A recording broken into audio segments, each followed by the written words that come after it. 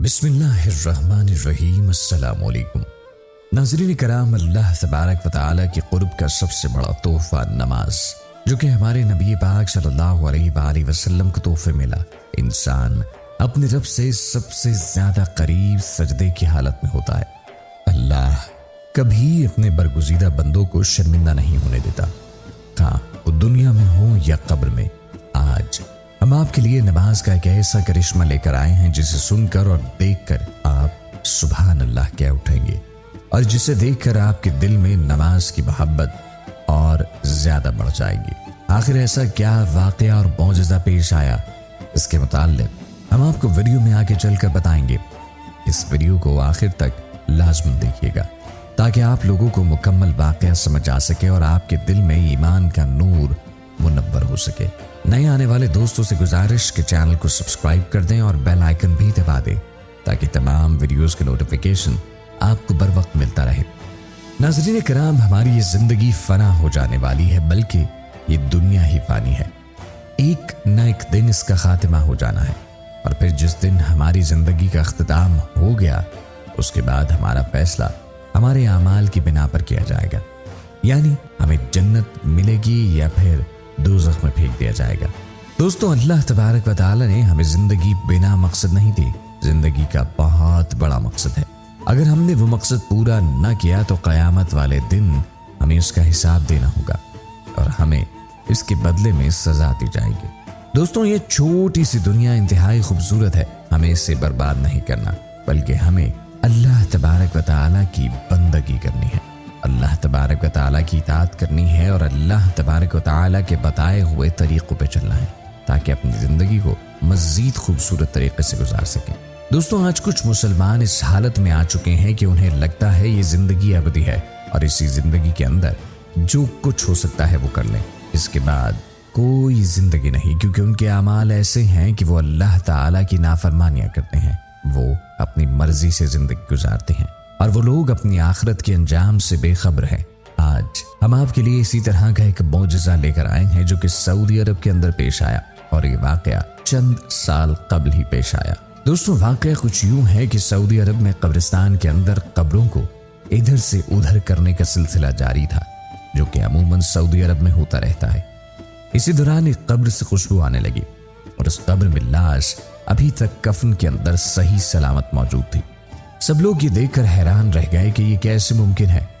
بالآخر اس کے وارث کا پتہ چلانے کی کوشش کی گئی تو پتہ چلا کہ یہ ایک لڑکا ہے، اور اس کا باپ ابھی تک زندہ ہے۔ اس لڑکے کے باپ سے بات کی گئی اور اس سے پوچھا گیا کہ یہ لڑکا آخر ایسا کیا عمل کرتا تھا، تو اس نے بتایا، مجھے باقی کا تو اندازہ نہیں، لیکن ایک عمل جو یہ مسلسل اور تواتر کے ساتھ کرتا، نماز باجماعت کی ادائیگی کرتا تھا۔ دوستوں، اللہ تبارک و تعالیٰ اپنے محبوب بندے کے جسم کو محفوظ کر لیتا ہے، اور اسے قبر میں بھی کسی قسم کے برے وقت سے بچا رکھتا ہے، اور پھر جب کوئی اسے دیکھتا ہے تو وہ ہمیشہ اللہ کے قریب ہو جاتا ہے کہ اللہ پاک بلا شبہ ہر چیز پر قادر ہے۔ ایک انسان جب نماز ادا کرنے کے لیے کھڑا ہوتا ہے تو نہ صرف وہ بندہ اپنے رب کے روبرو کھڑا ہوتا ہے، بلکہ تمام پریشانی، جسمانی بیماری،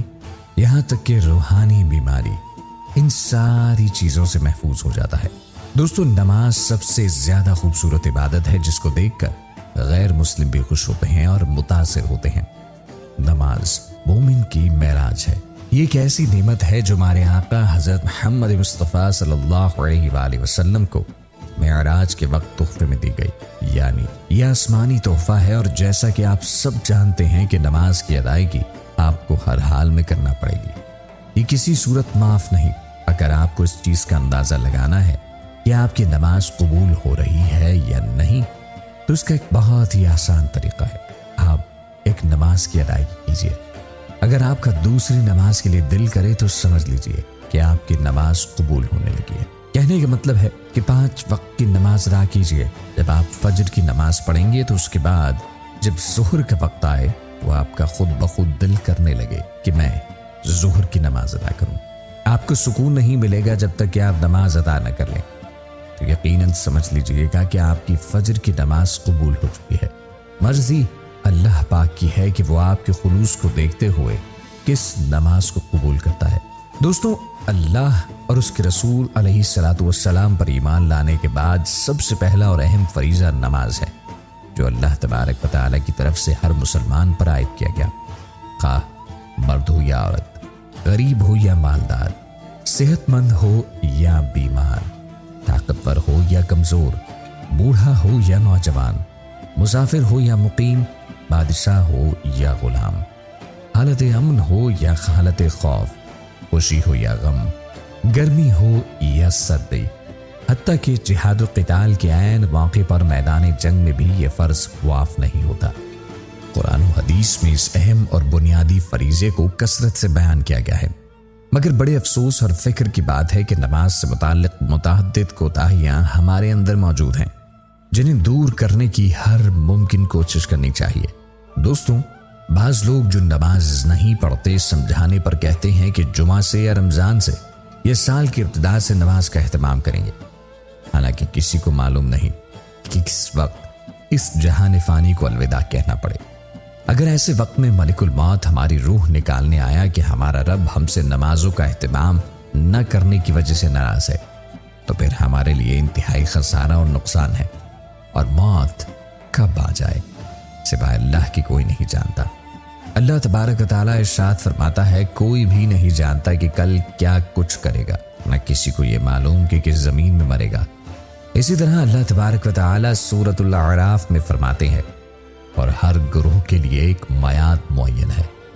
جس وقت ان کی میعاد معین آ جائے گی اس وقت ایک ساتھ نہ پیچھے ہٹ سکیں گے اور نہ آگے بڑھ سکیں گے۔ لہٰذا ان لوگوں کو چاہیے کہ کسی دن یا کسی وقت پر اپنے ارادے کو ہرگز معلق نہ کریں، بلکہ سچے دل سے توبہ کر کے آج سے بلکہ ابھی سے نمازوں کا خاص اہتمام کریں۔ نماز دین اسلام کا عظیم رکن ہے، اور قیامت کے دن سب سے پہلے اسی نماز کا حساب لیا جائے گا۔ یاد رکھیں کہ جو شخص نماز میں کوتاہی کرتا وہ یقیناً دین کے سارے کاموں میں بھی سستی کرنے والا ہوگا، اور جس نے وقت پر خشوع خضوع کے ساتھ نماز کا اہتمام کر لیا وہ یقیناً پورے دین کی حفاظت کرنے والا ہے، جیسا کہ حضرت عمر فاروق رضی اللہ تعالیٰ عنہ نے اپنے گورنروں کو حکم جاری فرمایا تھا، میرے نزدیک تمہارے امور میں سب سے زیادہ اہمیت نماز کی ہے، جس نے نماز کی پابندی کی اس کی حفاظت کی، اس نے پورے دین کی حفاظت کی، اور جس نے نماز کو ضائع کیا اور نماز کے علاوہ دین کے دیگر ارکان کو ضائع کرنے والا ہوگا۔ دوستوں، بعض لوگوں سے جب نماز کا اہتمام کرنے کے لیے کہا جاتا ہے تو وہ کہتے ہیں کہ والدین کی خدمت، بچوں کی تربیت اور ان کی دنیاوی ضرورتوں کو پورا کرنے کے لیے کوشش کرنا بھی تو ضروری ہے۔ اس میں کوئی شک نہیں کہ یہ امور بھی ضروری ہیں، مگر ان اعمال کے لیے نماز کو ترک کرنا یا نماز کی اہمیت کو کم سمجھنا کون سی عقل مندی ہے؟ حضور اکرم صلی اللہ علیہ وآلہ وسلم اور صحابہ کرام نہ صرف فرض نماز کی پابندی فرماتے بلکہ سنت النوافل کا بھی خاص اہتمام فرماتے، اور اپنے گھر والوں کے حقوق کا حق ادا کرتے تھے، اور انہی حضرات کی زندگیاں ہمارے لیے نمونہ ہیں۔